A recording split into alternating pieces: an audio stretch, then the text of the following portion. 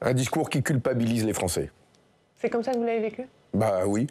S'il y a du chômage, c'est à cause des chômeurs. S'il y a de la pauvreté, c'est à cause des bénéficiaires du RSA. Et si on n'arrive pas à trouver des médecins, c'est à cause des Français qui prennent trop de rendez-vous et qui viennent pas.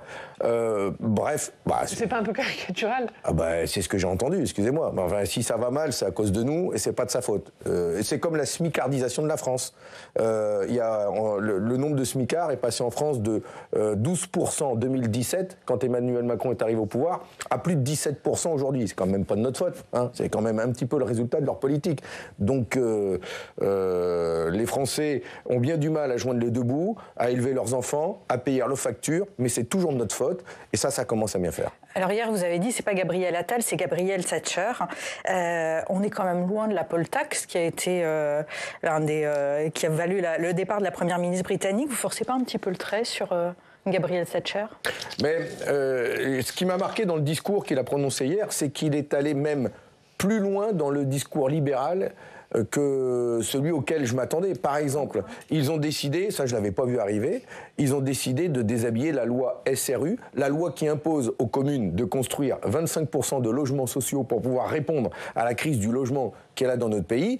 Et si ces communes n'atteignent pas ces 25%, elles payent une amende. Et il y a aujourd'hui des communes plutôt tenues par la droite et des communes très bourgeoises qui sont fières même de payer cette amende. C'est un coup de canif dans le contrat républicain.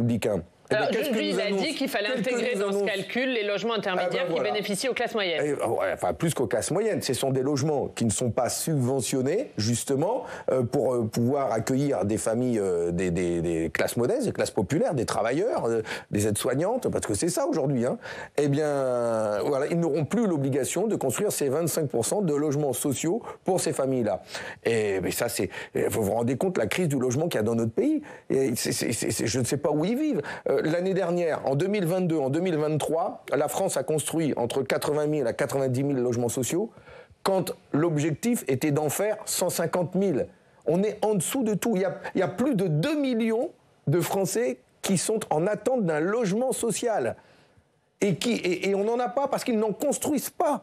Et c'est pas de la faute des bailleurs, c'est de la faute de l'État qui a augmenté la TVA, qui l'a fait passer de 5,5 à 10, qui leur ponctionne aux bailleurs plus d'1 milliard tous les ans. Et donc forcément, les bailleurs sont étranglés. Moi, je le vis dans ma commune de Saint-Amand-les-Eaux, dans les communes des villages de ma circonscription. Les bailleurs ont bien du mal à programmer des opérations de logement. Donc là, avec les annonces de M. Attal, et c'est pour ça que je vous dis que c'est un discours qui est très libéral, c'est qu'il est allé plus loin sur des secteurs comme le logement, qui était déjà en crise, qui est un des secteurs qui doit faire le plus d'efforts, notamment pour le défi climatique, c'est-à-dire la rénovation thermique des logements, etc.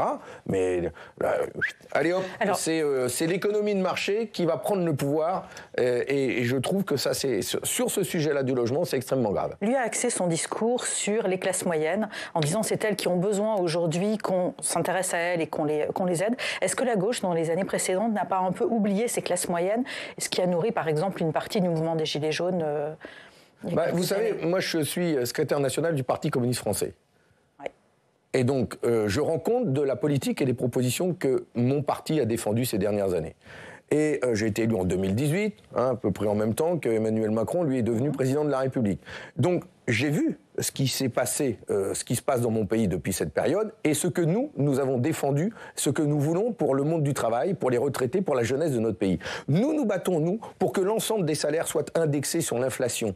Et que pour tous les Français qui travaillent puissent vivre de leur travail. Nous faisons de ce combat contre la vie chère et pour la dignité du monde du travail le cœur de notre projet de société. Reconstruire une France du travail où chacun puisse vivre de son métier, de son travail, en tenant compte de l'ancienneté et des compétences. On a un gouvernement qui, depuis cette date, depuis 2017, depuis qu'Emmanuel Macron est arrivé, qui a complètement déshabillé la France du travail. Il a précarisé le travail. Il a smicardisé le pays. On est à plus de 3 millions de personnes vivant au SMIC. Et ceux qui sont au-dessus du SMIC ne voient pas leur salaire augmenter. Nous avons aujourd'hui des Français qui doivent travailler 2 ans de plus avec la réforme de retraite passée à 64 ans. Nous avons combattu ces mesures d'injustice sociale et nous avons fait des propositions pour reconstruire une France du travail et ces propositions ont été balayées d'un revers de main. Et le bilan, il est là aujourd'hui.